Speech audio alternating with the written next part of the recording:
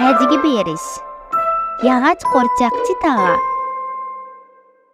Hava ochuq bir kuni mahalladagi balalar bog'chaga yig'ilib o'yin o'ynayotdi. Tuyuqsiz Hamzaning ovozi bilan hammaylar to'xtadi. Hamza do'stlar tarafga qarab yugurib, bir tarafdan "Balalar, yog'och qo'rchoqchi tog'a hajdan kelibdi. Qo'rchoq do'koni ochilibdi." Balalar bu xabarni anglab intayin xushal bo'ldi. Hammasi birga yig'ilib, yog'och qo'rchoqchi tog'a deydigan Hikmat tog'ining do'koniga qarab yugurishga boshladi. Hikmat tog'ining mahallada kichik bir yog'och qo'rchoq do'koni bor edi. Hikmat tog'a balalarga pek amroq edi. Do'konga kelgan balalar bilan chaqchaqlashib, ularni kuldiradi. Shuning uchun balalar yog'och qo'rchoqni deb emas, Hikmat tog'ini ko'rish uchun har kuni uning yoniga boradi. Ammo yaqinda Hikmat tog'a hajga ketganligi uchun do'konini taqashga to'g'ri kelgan edi. Shu mezgilda balalar uni bakli seg'indi. Shunga uning kelganligini anglamayla yeniga yugurishdi. Balalarning do'konga kelganini ko'rgan Hikmat tog'a ularni qarshi olish uchun taloga chiqdi. Balalar birdamda Hikmat tog'ining atrofiga o'lashdi.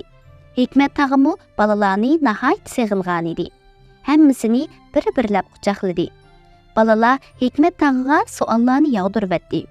"Yog'och qo'rchoqchi tog'a, harab yiroqmi?" "Yog'och qo'rchoqchi tog'a, aeroplanga chiqdingizmi?" "Yog'och qo'rchoqchi tog'a, kabini ko'rdingizmi?" "To'xtanglar, balalar, to'xtanglar. Avval ichiga kirib o'tirayli. Men bu navbat bilan savollaringizga javob beray."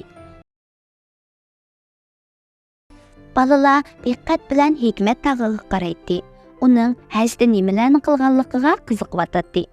Hikmat tog'a gapini boshladi. "Buncha qiziqsanglar, men sizlarga deb beray. Oldi bilan hajga lozimliq kiyim-kechak va narsalarni ilishdan boshladim. Chamadonimni obdan tayyor qilib oldim. Ondan aeroplanga chiqdim. Bir chog'da qarasam, yonimda bir odam o'tirdi.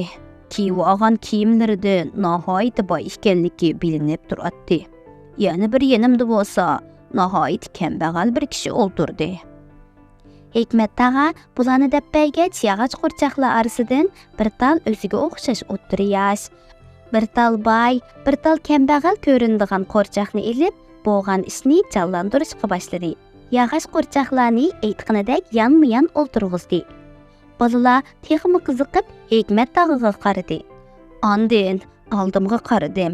Yosh bir bolani ko'rdim. Yanida ballari mukchaygan, yashangan bir bobay o'ltiradi. Hikmat tog'a davatgan alohidliklarga asosan yog'och qo'rchoqlarni tanlab joylashtirib turdi. Ondan keynimga qarasam, qora tanlik bir ayol, uning yanida oq tanlik boshqa bir ayol turadi. O'z-o'zimga, subhanalloh, bu aeroplanda har xil insonlar bor ekan. Boymi, kambag'almi, yoshmi, yashanganmi, qora tanlikmi, oq tanlikmi bor ekan, dedim. Aeroplan qo'nmasda ehram deb atiladigan oq ranglik haj kiyimimni kiydim.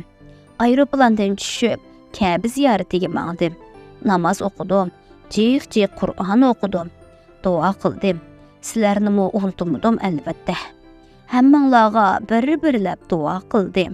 "Nima deb duo qildingiz? Bizga deb bering-chi?" "Bu bir sir. Agar bak qiziqsanglar, gapim tugagandan keyin deb beray. Yana bir kuni Ka'baning oldida namoz o'qidim. Namozdan keyin o'ng tarafga burilib, nima ko'rdim bilamsizlar? Hilqi aeroplanda ko'rgan boy odam bor edi-ku. Shu kishi yonimda namoz o'qib etibdi. Uning yonida hilqi kambag'al kishi turadi. Ondan sol tarafimga qaradim. Bu chog'da oldimda o'ltirgan hilqi yosh bola va uning yanida ballari mukchaygan, yashangan bovayni ko'rib, hayron qoldim. Atrofimga yana bekrak sansilib qaradim. Ozroq oldi tarafda aeroplanda keynimda o'ltirgan qora tanlik va oq tanlik ayollarning namoz o'qiyotganligini ko'rdim. Hammamiz oq kiyimlar bilan Ka'baga yuzlanib namoz o'qiyotgan edik. Qarindoshlardek, urug' tuqqanlardek, do'stlardek hammamiz bir va o'xshash bo'lib qolgan edik. Hikmat tog'a yog'och qo'rchoqlarga oq qog'ozni bog'lab, ihrom qilib kiydirdi va Ka'ba modelining atrofiga tizdi. Ondan birlikda payg'ambarimizni va boshqa muqaddas joylarni ziyorat qildik. Keyin uylarimizga qaytdik. Balalar u gaplardan bəkli təsirləndi.